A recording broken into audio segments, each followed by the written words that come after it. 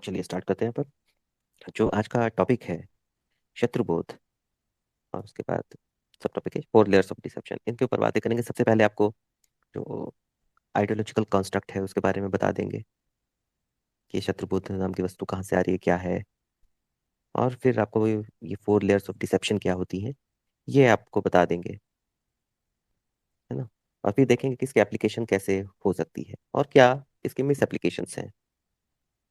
तो आपने अक्सर देखा होगा कि पर्टिकुलरली जो सो कॉल्ड आपका राइट विंग इकोसिस्टम है, ये शब्द बड़ा उपयोग किया जाता है, शत्रुबोध शत्रुबोध शत्रुबोध, कि भी नो योर एनिमी। ये चीज बात अक्सर इस्तेमाल की जाती है और पर्टिकुलर कंटेक्स्ट में यूज की जाती है। फिर इनफ, लेकिन आता कहाँ से है ये? तो अगर हम इसके बारे में देखना चालू करें तो हमारी रीच जो होती है वो संजू के पास पहुंचती है। Sanju was a military strategist in ancient China, जिसने आर्ट ऑफ वॉर नाम की रखी गई है आपके सामने। तो आर्ट ऑफ वॉर कहता है कि any war is done to achieve some political objectives. अगर आप ये पॉलिटिकल ऑब्जेक्टिव्स अचीव ना कर रहे हैं तो वॉर ना करें, वेज। जो पॉलिटिकल ऑब्जेक्टिव क्या हो सकता है? पॉलिटिकल ऑब्जेक्टिव हो सकता है कि आपका जो एनिमी स्टेट है वो किसी चीज को रिकग्नाइज करे और उसके हिसाब से एक्शन ले, यानी कि आप उनको कुछ करवाना चाहते हैं और वो उस चीज को मानकर करें। फॉर एग्जाम्पल, आपका ट्रेड रूट है, ठीक है, उसके लिए वो कोई चीज कंसीड नहीं करे कि उनकी टेरिटरी से होकर जा रहा है ट्रेड रूट और वो कंसीड नहीं कर रहे हैं। तो आप किसी तरह की वॉर वेज कर सकते हैं उनके खिलाफ, और वो फिर उसके आपकी शर्तों को मानेंगे, उसके हिसाब से काम करेंगे। अब इस चीज के लिए दो चीजें वो जरूरी कहते हैं कि know your self and know your enemy. तो नो योर एनिमी पार्ट जो है उसको शत्रुबोध कहा जाता है, नो योर सेल्फ आत्मबोध कहा जाता है। इनके एलिमेंट क्या है कि नो योर सेल्फ का मतलब है आपकी कैपेबिलिटीज क्या है और आपके ऑब्जेक्टिव्स क्या है, किन ऑब्जेक्टिव का कहाँ यूज कर सकते हैं, ये सारी जानकारी उसके अंदर आएंगी। राइट, क्या कर सकते हैं क्या नहीं कर सकते हैं, ये चीज आएगी। शत्रुबोध के अंदर क्या आता है? शत्रु की कैपेबिलिटीज, शत्रु के ऑब्जेक्टिव्स, और किस बटन को दबाने पर आपके वो कैसा रिस्पॉन्ड करेगा। इसको कहते हैं शत्रुबोध, रफली स्पीकिंग। यानी कि नो योर एनिमी, और आत्मबोध मतलब कि नो योर सेल्फ। इस फ्रेमवर्क के अंदर में अब आपका अगर ऑब्जेक्टिव क्लियर है, once you have your objectives clear, तो आप लेयर बाय लेयर प्लान बना सकते हैं। अब तो स्ट्रेटेजिक लेवल पे ऑब्जेक्टिव है कि आपको अपना ट्रेड रूट क्लियर कराना है। फिर टेक्टिकल लेवल पे क्या होगा? टेक्टिकल लेवल पे होगा निगोसिएशन हो सकता है, कुछ उनको कंसीड किया जा सकता है, कुछ मान मांगा जा सकता है। और एक टेक्टिकल लेवल पे कि नेगोशिएशन फेल होते हैं तो मिलिट्री एक्शन हो सकता है। राइट, उसी टेक्निकल लेयर पे ये हो सकता है कि मिलिट्री एक्शन के लिए क्या आपको एसेट्स वगैरह की जरूरत पड़ेगी, वो मोबिलाइज करना। स्ट्रेटेजिक लेयर पे ये हो सकता है कि भाई मिलिट्री एक्शन के लिए प्लान करना, और उसका कोई रिपरकशन होगा, पॉलिटिकल रिपरकशन, तो उसको कैसे हैंडल करना। तो ये सारे एलिमेंट जो है वो आत्मबोध में आते हैं। ऑन द अदर हैंड, शत्रुबोध के साइड पे आपको उनका इंटेलिजेंस चाहिए कि वो अ, किस तरह के निगोशिएशन लीवर के बारे में कैसे फैसला करेगा, यानी कि आप उसको देना चाहते हैं तो उसके बारे में क्या फैसला करेगा वो, या वॉर की कैपेबिलिटीज क्या है उसकी, कितना वो अफोर्ड कर सकता है। और ट्रेड रूट के विद रिस्पेक्ट टू कि भाई वो कितनी वैल्यू इसको कंसीडर करता है, या वॉर होगी तो क्या उसका नतीजा निकलेगा एनिमी के एंड पर, क्या वो एकदम यूनाइट हो जाएगा और क्या वो सपोर्ट लाएगा। ये सारी चीजें शत्रुबोध के अंदर आती हैं। तो मल्टीपल लेयर्स पे चलता है आत्मबोध और शत्रुबोध, स्ट्रेटेजिक और टेक्निकल लेयर पे। कई चीजें ऐसा होता है कि आप जब अपने ऑब्जेक्टिव के साथ काम करना शुरू करते हैं तो आपको नई इन्फॉर्मेशन मिलती रहती है, तो आत्मबोध और शत्रुबोध दोनों अपडेट होते रहते हैं, है ना। तो ये कोई फिक्स्ड कॉन्स्ट्रक्ट नहीं है कि एक बार आपने समझ लिया कि ये मेरा आत्मबोध है ये मेरा शत्रुबोध है। इस सिचुएशन के हिसाब से ये अपडेट होता रहता है, इटरेटिव प्रोसेस है दोनों को अपडेट करने की। ये मैं पूरी तरह से आइडियोलॉजिकल कंस्ट्रक्ट के फॉर्म में बता रहा हूँ आपको, या बेसिक कॉन्सेप्ट्स के फॉर्म में बता रहा हूँ। अब आप कहेंगे कि ये इतना मतलब बकलोली क्यों कर रहा है ये व्यक्ति, या इतना क्यों कोट कर रहा है कि भाई संजू का आर्ट ऑफ वॉर को इतना क्यों कोट कर रहा है। मैं आपको ये इसलिए बताना चाहता हूँ कि आप particularly with respect to the so called ex Muslim movement, जिसको आप समझते हैं कि ये बेनिफिशियल हो सकता है, मैं इसको इसी वो लेयर के, इसी शत्रुबोध और आत्मबोध के फ्रेमवर्क में देखना चाहता हूँ। क्योंकि जो मैंने फ्रेमवर्क आउट अभी लेआउट किया है आपके सामने, उसके फ्रेमवर्क के अंदर में हम ये देखेंगे कि अगर मैं ये मान के चलता हूँ कि जो सो कॉल्ड मूवमेंट चलाने वाले हैं वो आपको अगर शत्रु मान रहे हैं, तो वो किस तरह से काम करेंगे, उनका आत्मबोध क्या होगा। और फिर आपके लेवल पे देखूंगा कि यदि आपका कोई आत्मबोध है, कोई ऑब्जेक्टिव है, तो आप कैसे काम करेंगे, फिर इसके बीच में एक यूजफुल इडियट्स का कॉन्सेप्ट भी आएगा, जिसको हम लोग डिस्कस करेंगे। 4 लेयर्स ऑफ डिसेप्शन को भी हम लोग क्लियर डिस्कशन डिस्कस करेंगे। तो ये एकदम ओपनिंग स्टेटमेंट है, जो आपको थोड़ी सी जानकारी देगा इन चीज़ों के बारे में कि क्या डिस्कस करने वाले हैं हम लोग। मिस्टर ए और क्रिप्टो से एक छोटा छोटा कमेंट ले लें, फिर उसके बाद हम लोग डिटेल में जाएंगे।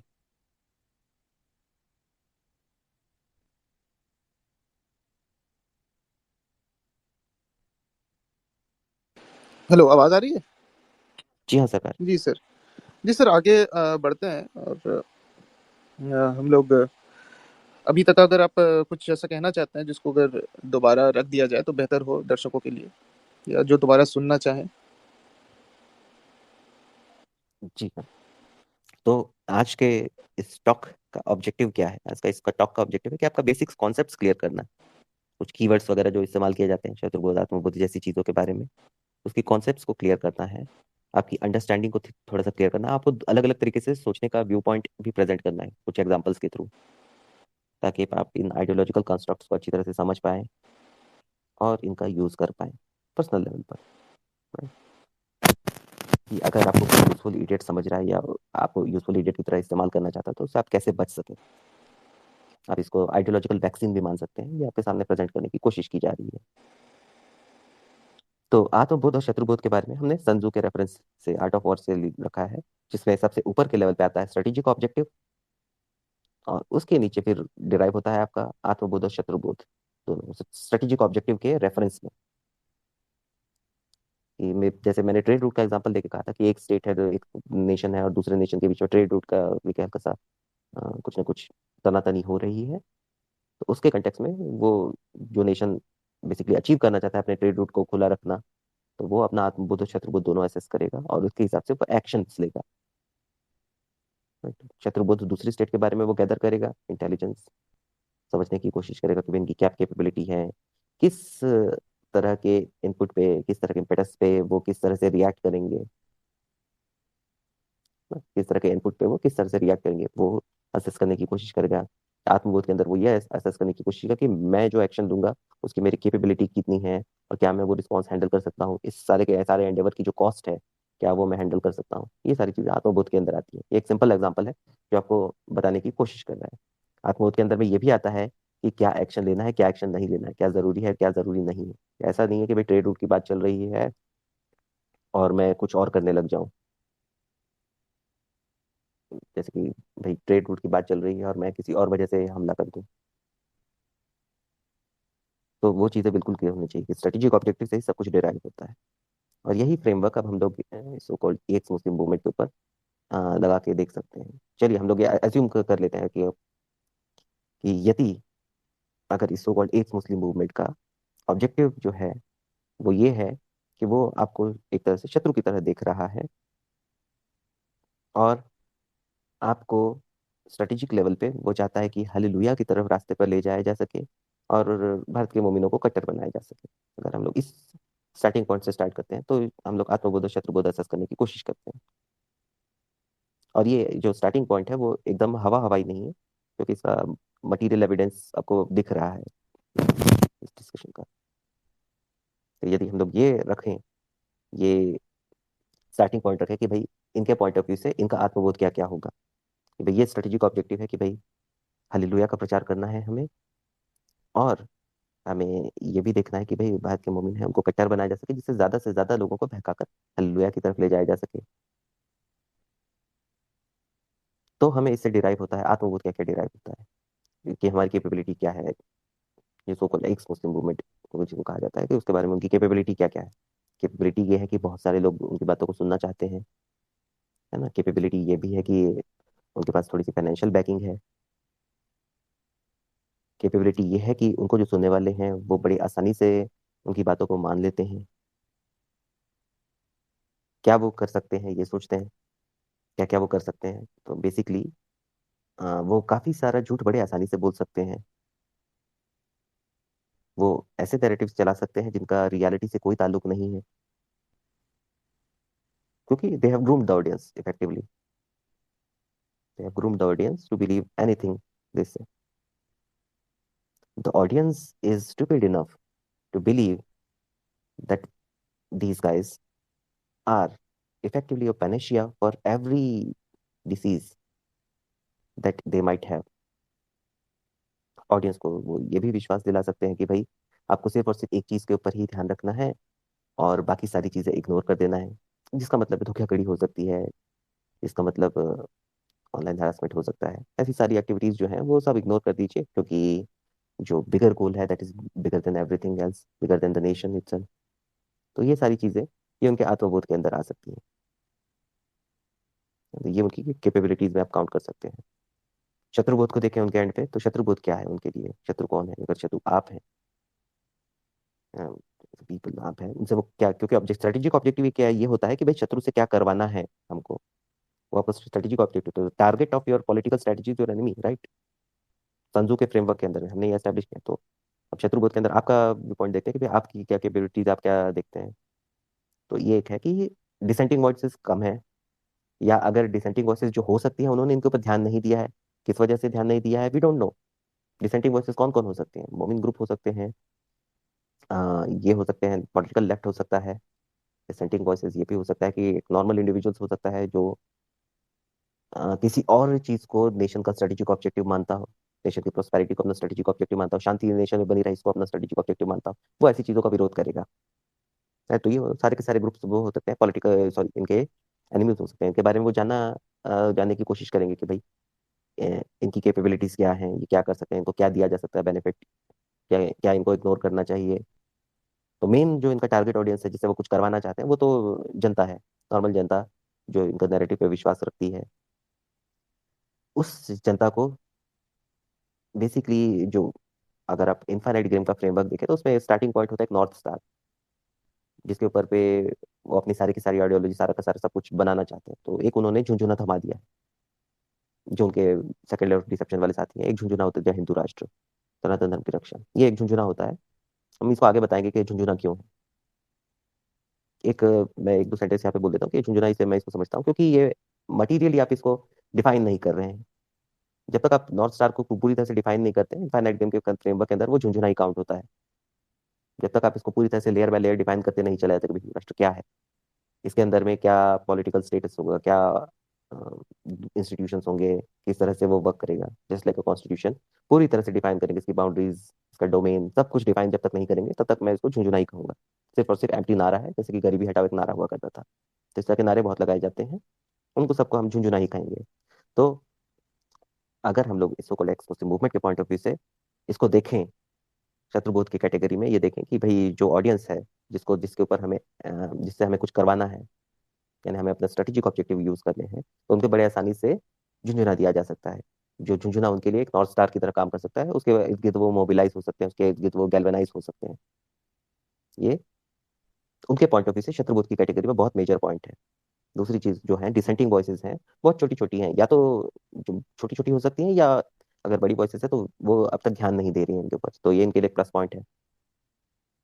ये एक इनके लिए प्लस पॉइंट है कि जो भी ये आपको झुंझुना दे रहे हैं उसके बारे में आपको बिल्कुल भी क्लैरिटी नहीं है, आइडियोलॉजिकल क्लैरिटी नहीं है, धर्म के बारे में आपको क्लैरिटी नहीं है, राष्ट्र के बारे में आपको क्लैरिटी नहीं है, हिंदू राष्ट्र के बारे में आपको क्लैरिटी नहीं है। तो जो ये लोग कहेंगे वो आप मान लेंगे। क्या आप कर सकते हैं, वो कैपेबिलिटी अंडरस्टैंड करने की कोशिश करते हैं। तो आपकी कैपेबिलिटी ये है कि आप पैसा दे सकते हैं, समय दे सकते हैं, और कुछ लोगों के शब्दों में कहा जाए तो भाण भी दे सकते हैं। तो ये आपकी कैपेबिलिटीज है। आप हालेलुया का गान गा सकते हैं, आप मोमिनों के खिलाफ कट्टर बनकर जहर उगल सकते हैं, अनवारंटेड। आप ऐसे लोगों के ऊपर जहर उगल सकते हैं जो जिनका जो नॉर्थ स्टार या स्ट्रेटेजिक ऑब्जेक्टिव है आपके स्ट्रेटेजिक ऑब्जेक्टिव से अलाइन नहीं हो, यानी कि आप इनके बिहाफ पे हेंचमैन बड़े आसानी से बन सकते हैं, ऐसे किसी भी वर्ग के लिए जो जिसको ये एक तरह से अपने स्ट्रेटेजिक ऑब्जेक्टिव की राह में कांटा समझते हैं। ये सारा का सारा शत्रुबोध की इसमें मैं चेक कर रहा हूँ, लिस्ट में आइटम्स चेक कर रहा हूँ। ये भी वो देख सकते हैं कि आपको इमोशनली बड़े आसानी से बरगलाया जा सकता है, धनराशि के लिए बड़ी आसानी से बरगलाया जा सकता है आपको। तो आपको समय और धनराशि दोनों के लिए बड़े आसानी से बरगलाया जा सकता है, और आपको ग्रूम भी बड़े आसानी से किया जा सकता है। अगर आपको वो कोई चेतावनी दे रहा हो तो आप उसके ऊपर ध्यान भी नहीं देंगे, क्योंकि आपका नॉर्थ स्टार बिल्कुल भी क्लियर नहीं है। ये सारी चीजें जो हैं वो शत्रुबोध के कॉलम में टिक हो रही हैं। Okay, alright. तो मैंने आत्मबोध और शत्रुबोध, इनके पॉइंट ऑफ व्यू से मैंने, सो कॉल्ड एक्स मुस्लिम मूवमेंट जिसको कहा जाता है, उसके लोगों को चलाने वाले लोगों के पॉइंट ऑफ व्यू से मैंने आपके सामने रख दिया आत्मबोध और शत्रुबोध, यानी कि no yourself, know your enemy. ठीक है, अब यही फ्रेमवर्क आप अपने लिए भी सोचने की कोशिश करें कि आपका आत्मबोध और शत्रुबोध क्या हो सकता है। क्योंकि स्टार्टिंग पॉइंट ये था कि भाई हालेलुया का प्रचार करना है और भारत के मोमिनों को रेडिकलाइज करना है। भारत के मोमिनों को रेडिकलाइज कैसे कर सकते हैं कि भाई पुरानी किताबें उठाओ और ऐसी चीजों के बारे में बात करो जिसका रियलिटी से कोई नाता नहीं है, विलीफाई करो भारत के मोमिनों को और उनको भेजो आवाज हरिया के पास या ऐसे किसी दूसरे एक्सट्रीमिस्ट एलिमेंट के पास। इनका कोर ऑब्जेक्टिव यही है कि रेडिकलाइज करना लोगों को, रेडिकलाइज करना, मुतालिया पाकिस्तान जैसी झूठी वो नैरेटिव फैलाना और बेसिकली भारत देश के लोगों के बीच में झगड़े फसाद पैदा करना तरह तरह के, और उसका फायदा उठा के हालेलुया का बड़े आसानी से प्रचार हो सकता है। आप इसको कई लेयर तक बढ़ा सकते हैं इस आर्गुमेंट को, लेकिन मोटा मोटा स्ट्रेटेजी का ऑब्जेक्टिव अगर इस तरह से डिफाइन हो रहे हैं तो आप ये समझ सकते हैं कि भाई आत्मबोध और शत्रुबोध कहाँ आपको दिखना चाहिए। तो ये चीज क्लियर करने के बाद अब मैं आता हूँ 4 लेयर्स ऑफ डिसेप्शन पर। तो 4 लेयर्स ऑफ डिसेप्शन क्या है? 4 लेयर्स ऑफ डिसेप्शन ये आपके सामने जो पेश की जाती है वो ये होता है। फर्स्ट लेयर ऑफ डिसेप्शन होती है आपका फ्रेंडली एक्स मुस्लिम, फ्रेंडली नेबरहुड एक्स मुस्लिम। ये आपको बुलाता है, कहता है कि देखिए सरकार धर्म संकट में है, आप संकट में हैं, और जो आपका एनिमी है वो इस्लाम है, लेकिन बातें मैं करूंगा 1400-1500 साल पहले की, है ना, और आपको बढ़िया एंटरटेनमेंट दूंगा, आप एंजॉय कीजिए, और कोई भी अगर मोमिन मेरे साथ आता है तो मैं वही 1400-1500 साल पुराना माल उठाऊंगा और उसके बेसिस पे बेइज्जती करूंगा। वैसे तो जो आता है वो अपना ही आदमी है, क्योंकि कई सारे जो हैं वो अपने ही पैसे दिए हुए भाई लोग होते हैं, तो उनके साथ में मस्त बातें करूंगा, आपको एंटरटेनमेंट दूंगा और आपके दिमाग में किसी न किसी तरह से जहर भरने की कोशिश करूंगा। मैं जमीन से 6 फुट नीचे और जमीन से 100 मील ऊपर इन चीजों की बातें करूंगा, जमीनी हकीकत का मैं कभी जायजा नहीं लूंगा, क्योंकि मेरा ऑब्जेक्टिव क्या है, आपको रेडिकलाइज करना और आपको ये बताना कि भाई जो आपकी बुरी स्थिति है उसका एक ही एक समाधान है, प्रभु यीशु की शरण में आना, हालेलुया हालेलुया का गान गाना। वो मैं बड़े हौले हौले तरीके से आपको ये दिखाने की कोशिश करूंगा।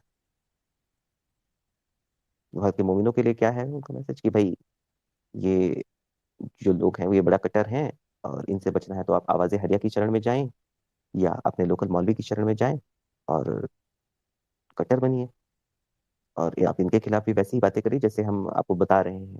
1400 साल, 1500 साल पुरानी बातें उठाइए, 6 फीट जमीन के नीचे और 100 फीट जमीन के ऊपर, जमीनी हकीकत से जिसका कोई वास्ता नहीं है, आप भी करिए। आप ये देख सकते हैं कि दोनों एंड पे, नॉन मोमिन और मोमिन के बीच में, दोनों के दोनों जमीनी हकीकत को ध्यान में नहीं रख रहे हैं, लेकिन बातें करें हवा हवाई वाली। यहाँ तक अगर आप क्लियर हो गए हो तो अब आते हैं हम लोग सेकंड लेयर ऑफ डिसेप्शन पे। ये ज्यादा इंटरेस्टिंग है क्योंकि सेकंड लेयर ऑफ डिसेप्शन पे आते हैं आपके एनेबलर्स। तो एनेबलर्स में कौन कौन आ सकते हैं? तो एनेबलर्स में ऐसे लोग हैं जो एक इस जो स्ट्रेटेजिक ऑब्जेक्टिव इसको बाय करते हैं कि भारत के मोमिनों को रेडिकलाइज करना है और जनता को हालेलुया की तरफ उत्थान कराना है, जनता का मतलब उद्धार कराना है हालेलुया विचारधारा की तरफ। या ऐसे भी लोग हो सकते हैं जो सिर्फ और सिर्फ प्लेन क्लाउड गेन करना चाहते हैं।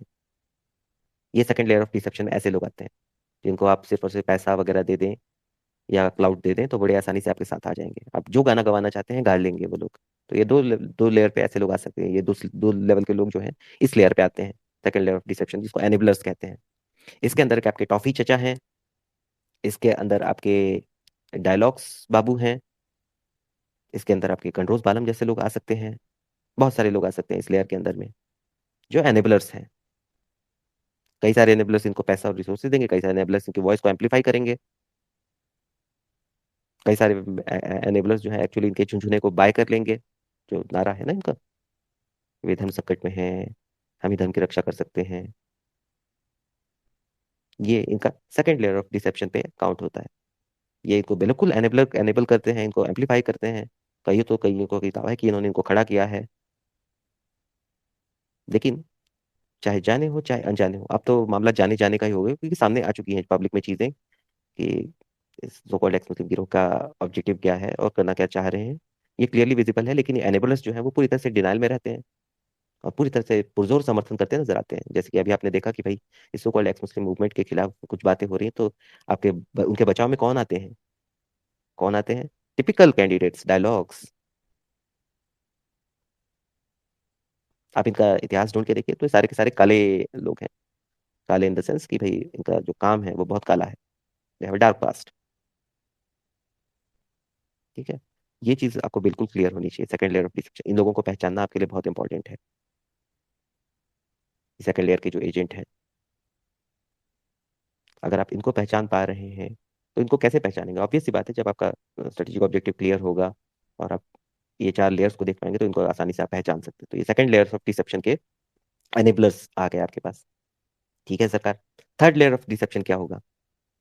थर्ड लेयर ऑफ डिसेप्शन, यहाँ पर आपका हालेलुया गैंग आता है, जिसके अंदर में सीरा जैसी ऑर्गेनाइजेशंस हो सकती हैं, जिनका एकमात्र उद्देश्य ये है कि भाई सभी का हालेलुया की शरण में ला आना और सभी का उद्धार करना। पर्टिकुलरली डेवलपिंग नेशंस की तरफ इनका फोकस होता है, क्योंकि डेवलप्ड नेशन में इतने रिसोर्सेज हैं भी नहीं कि वो उतना हालेलुया का प्रचार कर सके। वहाँ स्टेट भी इनका साथ नहीं देता है, तो डेवलपिंग नेशंस की तरफ फोकस करते हैं। वहाँ साम दाम दंड में सारे वो तरीके का इस्तेमाल करते हैं और हालेलुया का प्रचार करते हैं। तो इन्होंने जो सो कॉल्ड एक्स मुस्लिम मूवमेंट होता है उसको, जो इनका मटेरियल जिसको आप इंटेलेक्चुअल मटेरियल समझते हो, जो हालांकि है नहीं, आप उसको भेलपुरी समझ सकते हो, वो ये सप्लाई करते हैं। जी हाँ, तो क्रिश्चियन इवेंजलिस्ट जो होते हैं उनका सारा का सारा रिसर्च मटेरियल जो होता है वो ये लोगों को इजीली कंज्यूमेबल फॉर्म में ये दे देते हैं। और बैकग्राउंड में ये कहते हैं कि सरकार आप अपना काम करते रहिए, पीछे से हम थोड़ा सा जाके हालेलुया का प्रचार कर लेंगे, है ना। आप सर्वर बना लीजिए, उसके ऊपर पे हम आएंगे और हालेलुया का प्रचार करेंगे। हमारे एक दो आदमी हैं, वो आपके साथ में हमेशा लगे रहेंगे, हालेलुया का प्रचार चलता रहेगा, हम आपको मटेरियल भी देते रहेंगे और हालेलुया का प्रचार चलता रहेगा। धनराशि वगैरह भी है, उसकी कोई कमी नहीं है, क्योंकि हम एक ऑर्गेनाइज्ड ग्रुप है, तो धनराशि वगैरह की कोई कमी नहीं है। बड़े आसानी से हालेलुया का प्रचार होता रहेगा। यह third layer of deception. Fourth layer of deception, fourth layer of deception जो सबसे इंटरेस्टिंग टॉप लेयर है वो ये है, उसके अंदर में आपके ऐसे लोग आते हैं जो आपको धर्म का ज्ञान देना चाहते हैं, हिंदुत्व का ज्ञान देना चाहते हैं, लेकिन इनके बड़े शानदार लिंक्स होते हैं थर्ड लेयर से। ये जाते हैं सो कॉल्ड डिबेट करने के लिए किसी भी दूसरी आइडियोलॉजी वाले लोगों के साथ में, और उनसे बड़े स्पेक्टेकुलरली हारते हैं। और ये आपको विश्वास हो जाता है कि भाई हाँ, भाई अपने पास तो प्रॉब्लम है और हमें बचना है तो हालेलुया की शरण में, हालेलुया आइडियोलॉजी की शरण में जाना होगा, या एक्स मुस्लिम का साथ लेना होगा। नैरेटिव गेम पे आपको अगर जीतना है या बराबरी करनी है तो आपको हालेलुया का साथ लेना होगा। आपको ये पद याद नहीं आता कि आपके पास आर्य समाज जैसा एक शक्तिशाली टूल है जो नैरेटिव वॉर में आपको बचा सकता है। वो बिल्कुल आप इग्नोर कर देते हो, लेकिन आपको लगता है कि भाई जो मेरे हिंदुत्व वॉरियर्स हैं वो जा जाके डिबेट में हार जाते हैं, तो ऐसी क्या बुराई है कि भाई हम हमारा नैरेटिव इतना कमजोर है।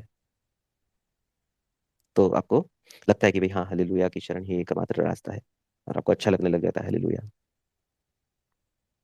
तो ये है फोर्थ लेयर ऑफ डिसेप्शन। इसके अंदर में काफी सारे ऐसे लोग हैं जो बेसिकली इन चैनल्स को पैसा देते हैं, जिनमें से एक तुलतुल गांडे हैं, जो ये फोर्थ लेयर ऑफ डिसेप्शन है, जो कि कहते हैं कि भाई हिंदुत्व का सपोर्ट करते हैं, लेकिन आप सभी जानते हैं कि वो क्रिप्टो क्रिश्चियन है, सज्जन।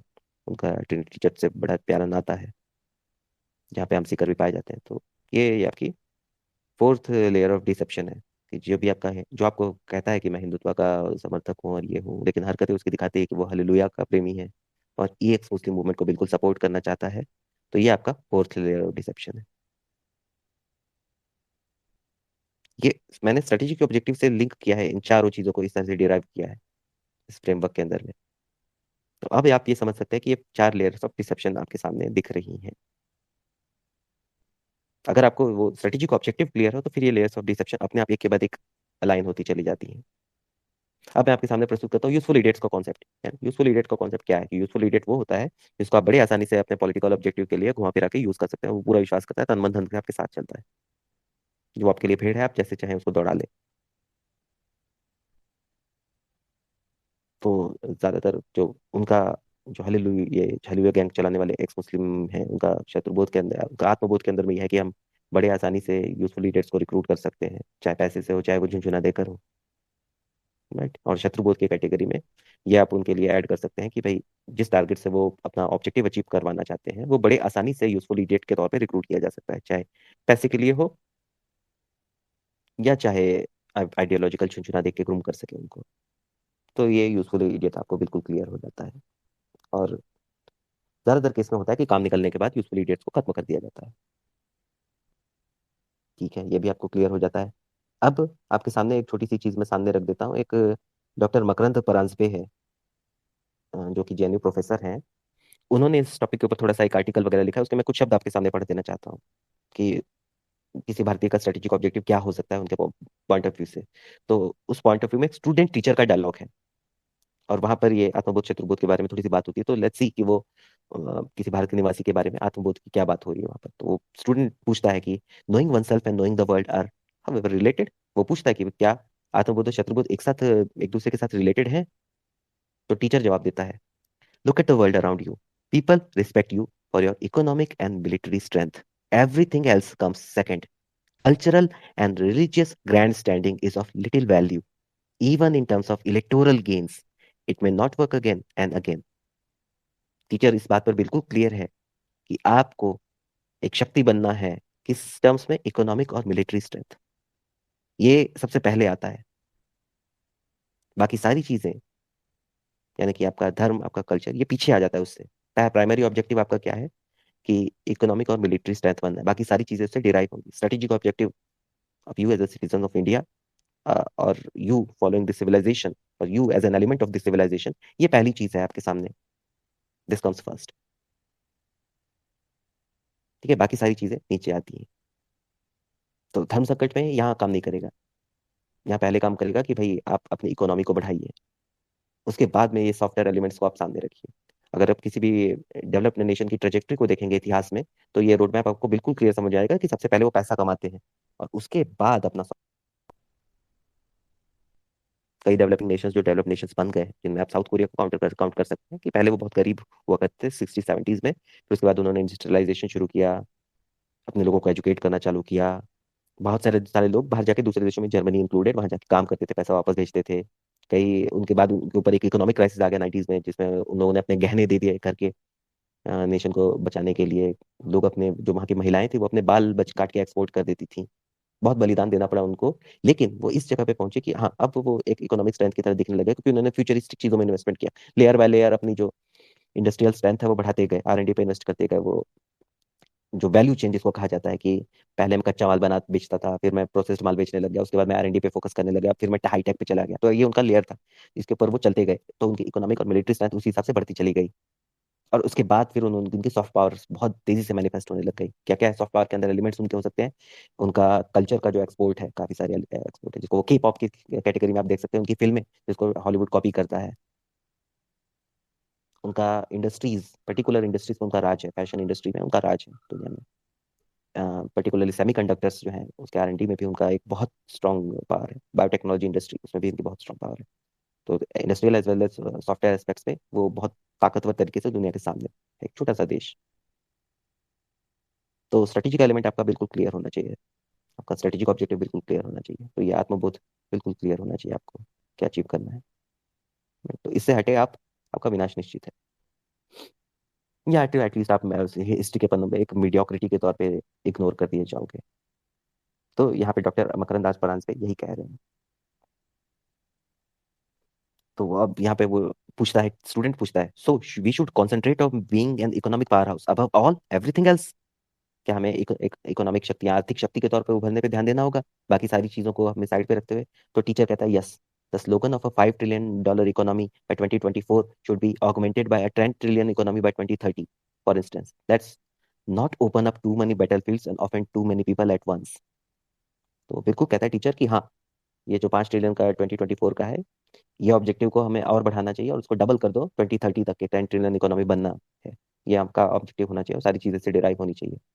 बहुत सारी जगहों पे ध्यान देने की जरूरत नहीं, अपने रिसोर्सेज को भी बहुत जगह लगाने की जरूरत नहीं। पहले ये हासिल करें अपने गोल्स, और बहुत सारे लोगों को परेशान ना करें। अब ये गोल अचीव करने के लिए आपको देश में शांति चाहिए, जो इस सो कॉल्ड एक्स मुस्लिम मूवमेंट के जो ऑब्जेक्टिव से तो अलाइन नहीं करती है कि नहीं? अब टीचर कह गए, तो ये स्टूडेंट पूछता है, and the journey to know one self is an ongoing and continuous process. वो सवाल पूछता है कि क्या ये जो आत्मबोध है, ये एक इटरेटिव प्रोसेस है? आप क्या लगातार अपने बारे में जानते रहते हैं? तो हाँ, टीचर कहता है, it is only when we understand India that we can face up, it is only when we understand India that we can face up the arduous challenge of reclaiming it. Things remain concealed till they're brought to a clearing where they may be known. It is a process of making the past present so that it can make the future, yeah, it can manifest the future, or that future will be better for all of us. तो आप जानते रहिए, अपनी जानकारी update करते रहिए, और लेकिन आपका जो ऑब्जेक्टिव है वो थोड़ा क्लियर होना चाहिए डायरेक्शनली, इन टर्म्स ऑफ क्या ऑब्जेक्टिव, यानी कि किस लेवल पे है ऑब्जेक्टिव। वो शायद जानकारी के हिसाब से अपडेट हो सकता है कि आज भाई हमने ऑब्जेक्टिव लगा रहे कि 10 ट्रिलियन की इकोनॉमी 2030 तक का दावा कर रहे हैं, लेकिन हो सकता है कि कुछ वर्ल्ड इकोनॉमी ही गिर जाए या वर्ल्ड इकोनॉमी आगे बढ़ने की तरफ निकल जाए, तो वो अपडेट किया जा सकता है, वो फिगर अपडेट किया जा सकता है, लेकिन ऑब्जेक्टिव आपको ग्रोथ की तरफ होना चाहिए। तो ये आपको समझ में आ रहा है कि स्ट्रेटेजिक ऑब्जेक्टिव आपका क्या होना चाहिए, क्योंकि उससे आप हटे तो आपका बहुत नुकसान हो सकता है। अब आप देखिए कि जो सो कॉल्ड एक्स मुस्लिम मूवमेंट है, उसका ऑब्जेक्टिव आपको क्या लगेगा, और क्या वो इस स्ट्रेटेजिक ऑब्जेक्टिव जो डॉक्टर मकरंद आज आर पे आपके सामने रख रहे हैं, उससे क्या वो अलाइन करता है? अगर आपका जवाब है कि ये अलाइन नहीं करता, तो आपको ये 4 लेयर्स ऑफ डिसेप्शन क्लियर हो जाने चाहिए। तो ये एक छोटा सा फ्रेमवर्क मैंने आपके सामने रखा था। आई होप ये आपके लिए थोड़ा सा हेल्पफुल रहा। अब